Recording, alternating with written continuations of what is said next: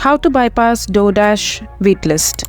Hello everyone, welcome back to our channel. In today's video, I'm going to show you how you can bypass DoorDash waiting list. So here is how you can do it. So make sure to stick around till the very end of this video to understand the entire process. So first of all, just open your Chrome browser or any other browser that you are using. And after that, here just search for DoorDash customer support.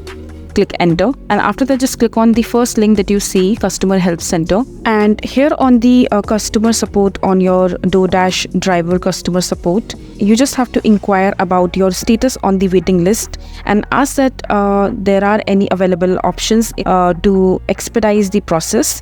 So just here on the search bar, just inquire about the problem that you're facing regarding the waiting list on DoorDash. While you're waiting for DoorDash to reply, you can also explore alternative delivery apps like Uber Eats or Postmates, etc. And also double check your application to ensure that all the required informations are accurate and up to the date, like your driving license, your insurance and vehicle informations. Make sure that you also have completed all the necessary background check and provide any additional document required. Since a waiting list can be vary upon the demand in your area, it may also take some time for them to reply to your query. So just wait patiently and keep exploring more options.